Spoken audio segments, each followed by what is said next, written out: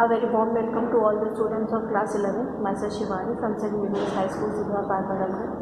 Today we are going to start chapter 13, photosynthesis in higher plants, topic C4 cycle or Hatch and Slag pathway. So students, previously we have studied about C3 plants and C3 in which C3 cycle runs for the formation of glucose. But C3 cycle leads to another event called as photorespiration due to high light intensity. So I have told that there was another category of plants evolved which are known as C4 plants, in which photorespiration does not occur. Today we will learn how photorespiration does not happen in C4 plants. So in C4 plants there are two types of cells. In C3 plants only one type of cell, that is mesophyll cells, are present, but in C4 plants two types of cells are present. One is thick-walled bundle sheath cell and another one is thin-walled mesophyll cell, as it is present in the C3 plants.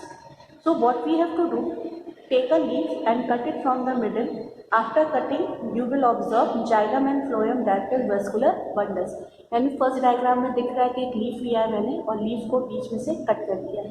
तो जब cut करके आप observe करोगे तो आपको अंदर दिखेगा कि जाइलम एंड फ्लोएम जो है वो अंदर अटैच्ड है और इसी फ्लोएम से बिल्कुल टाइटली पैक होकर एक लेयर ऑफ सेल्स प्रेजेंट है जिसे हम कहते हैं बंडल शीट सेल. तो बंडल शीट सेल की जो वॉल होती है वो बहुत मोटी होती है और मोटी होने की वजह से ये गैसेस के लिए इम्परवियस होती है. तो ना ही O2 और ना ही CO2 जो कि मेसोफिल सेल में प्रेजेंट होते हैं लाइट रिएक्शन के लिए, वो बंडल शीट सेल में एंटर कर पाते हैं. तो जब O2 बंडल शीट सेल में एंटर ही नहीं कर पाएगा तो किसी भी तरह का फोटो रेस्पिरेशन नहीं होगा. ठीक है. But without CO2 C3 cycle with non run to form glucose. लेकिन असल प्रॉब्लम कहाँ पे आएगी कि O2 नहीं एंटर कर रहा है, फोटो रेस्पिरेशन नहीं हो रहा है, it's okay, but CO2 is also not entering. और चाहे C4 प्लांट्स हों चाहे C3 प्लांट्स हों, C3 साइकिल जो है सब प्लांट्स की कैटेगरी में चलता है, क्योंकि अगर C3 साइकिल नहीं चलेगी तो प्लांट जो है वो ग्लूकोज नहीं बना पाएंगे.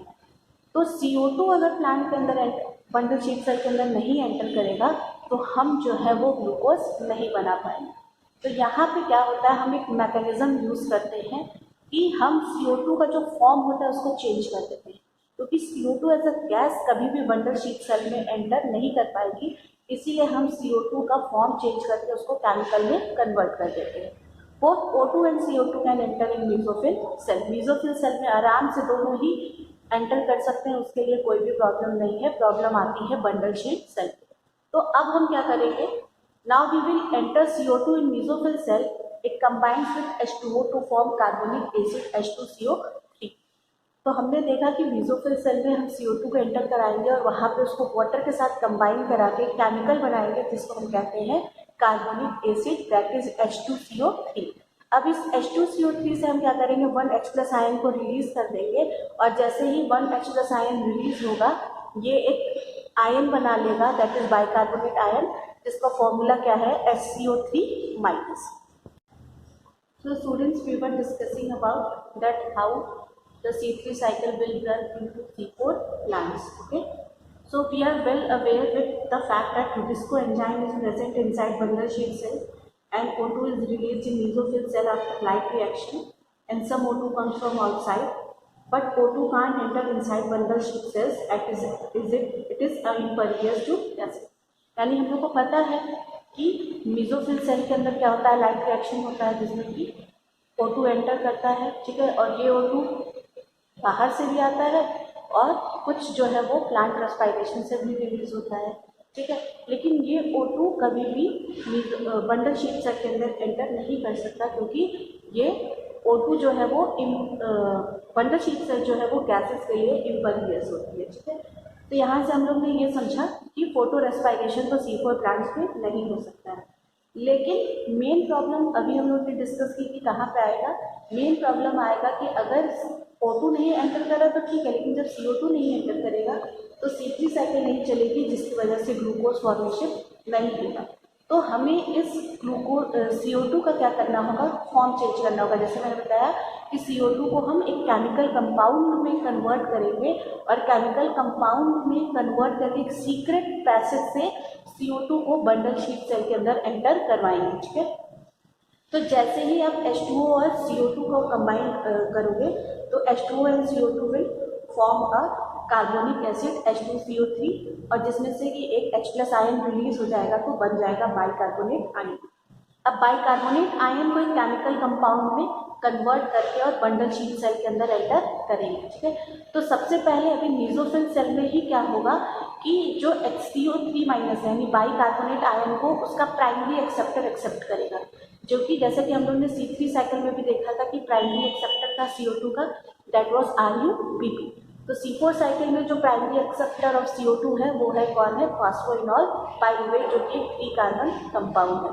तो एक 3 कार्बन कंपाउंड हो गया फॉस्फोइनॉल पाइरुवेट और जिसके साथ एक HCO3- कंबाइन करेगा तो एक 4 कार्बन कंपाउंड जो है वो फॉर्म कर जाएगा। अब ये जो कॉम्बिनेशन होता है CO2 का HCO3- के साथ, SCO3- का जो कॉम्बिनेशन होता है फॉस्फोइनॉल पाइरुवेट के साथ, ये एंजाइम के प्रेजेंस में होता है। इस एंजाइम का नाम है पेप्टेज, यानी कि फॉस्फोइनॉल पाइरुवेट कार्बोक्सिलेज। अब पेप्टेज एंजाइम जो है वो स्पेशल एक एंजाइम है जिसकी O2 से कोई एफिनिटी नहीं है। जैसे रुबिस्को क्या है, रुबिस्को की एफिनिटी O2 से भी है और CO2 से भी है, डिपेंडिंग ऑन द कंसंट्रेशन। अगर O2 की कंसंट्रेशन ज़्यादा है तो रुबिस्को जो है वो RuPP के साथ O2 को कंबाइन कर देगा, जिसकी वजह से फोटो रेस्पिरेशन होगा। लेकिन पेप्टेज एंजाइम जो है वो O2 कितने भी कंसंट्रेशन में पड़ता रहे, वो कभी भी O2 से कोई एफिनिटी शो ही नहीं करेगा। वो हमेशा उसकी एफिनिटी जो है वो सिर्फ CO2 से ही शो होती है। ठीक है, तो HCO3- पेप के साथ कंबाइन किया जिससे कि एक 4 कार्बन केमिकल कंपाउंड बनेगा जिसको हम कहते हैं ऑक्सैलो एसिटिक एसिड यानी OAA। अब OAA is a 4 carbon compound which is converted into another 4 carbon compound in the mesophyll cell, which is called as malate or malic acid and gets entered in the bundle sheet cell। अब mesophyll cell के अंदर ही क्या होगा कि ये जो OAA बना है, ये OAA एक दूसरे कार्बन कंपाउंड में 4 कार्बन कंपाउंड में चेंज होगा जिसको हम कहते हैं मैलेट या मैलिक एसिड। अब ये मैलेट या मैलिक एसिड जो है वो बंडल शीट सेल में एंटर करेगा। अब जाके जो C3 साइकिल है वो बंडल शीट सेल में रन करेगी। ठीक है, तो जैसे ही malic acid bundle sheath cell में एंटर करती है तो मैलिक एसिड का डीकार्बोक्सिलेशन हो जाता है, यानी कि अपना वो जो CO2 कंटेन की हुई थी उस CO2 को रिलीज कर देती है। और जैसे ही मैलिक एसिड CO2 रिलीज करती है, ये CO2 जो है वो RuPP के साथ बाइंड करता है इन the presence of Rubisco enzyme. अब C3 साइकिल जो है रन करेगी वो ग्लूकोज को फॉर्म करने के लिए। ठीक है, अब मैलेट जो है जो कि 4 कार्बन कंपाउंड था, जब वो कन्वर्ट होता है अपना CO2 रिलीज कर देता है तो वो एक 3 कार्बन कंपाउंड पाइरुवेट में कन्वर्ट हो जाता है। और ये पाइरुवेट जो है ये वापस से मेसोफिल सेल में एंटर करता है रीजनरेशन करने के लिए PTP, यानी वो फिर से फॉस्फोइनॉल पाइरुवेट बनाएगा जिसमें एक ATP जो है वो यूज होता है। और रेस्ट ऑफ द ATP और NADPH हम लोग को पहले ही पता है कि हम लोग ने पढ़ा था कि 3 ATP और 2 NADPH जो है वो C3 साइकिल में रन करती है एक बार में। ठीक है, so in the next I will show you the diagram that how this whole process is being done in the bundle sheet cell and mesophyll cells. So now in the diagram you are already seeing that CO2 is entering from the atmosphere in the mesophyll cell and it is get combining with H2O to forming H2CO3। जैसे बताया था carbonic acid बनेगा, उससे एक H+ ion निकल जाएगा तो bicarbonate ion बन जाएगा, दैट इज HCO3-।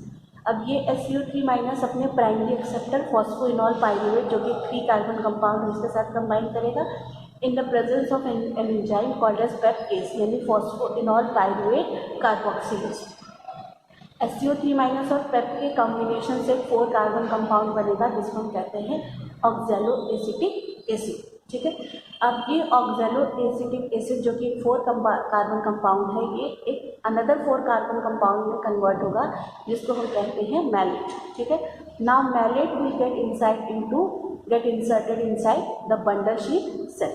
अब जैसे ही मैलेट जो है, जो कि एक 4 कार्बन कंपाउंड है, वो बंडल शीट सेल के अंदर एंटर करेगा, वो तुरंत ही अपना CO2 जो है वो रिलीज़ कर देगा और ये कन्वर्ट हो जाएगा एक 3 कार्बन कंपाउंड में, जिसको हम कहते हैं पाइरूवेट। ठीक है, और पाइरूवेट में कन्वर्ट होने के बाद ये पाइरूवेट वापस से मेसोफिल सेल के अंदर एंटर करेगा और ये PEP में वापस से रीजनरेट करेगा, जिसकी 1 ATP और खर्च होगी। अब जैसे ही CO2 बंडल शीट सेल में एंटर करेगा, यहाँ पे रुबिस्को एंजाइम है जो कि इसको RUBP के साथ यानी रिवोल्यूज 1,5-बिसफॉस्फेट के साथ कंबाइन करेगा और कंबाइन करने के बाद C3 साइकिल रन करेंगे, जिससे ग्लूकोज बनेगा। सो 1 step is left that I will show you in the diagram. So that part is now clearly visible in the diagram, that ATP is converted into ATP. This is regeneration of pyruvate into phosphoenol pyruvate. So that's all for today. In the next class, we will discuss about the last topic of this chapter, that is factors affecting photosynthesis, and this chapter will be end. So thanks for watching the video. Stay home, stay safe, and if you have any query regarding this video, kindly message me on my personal WhatsApp number. Thank you.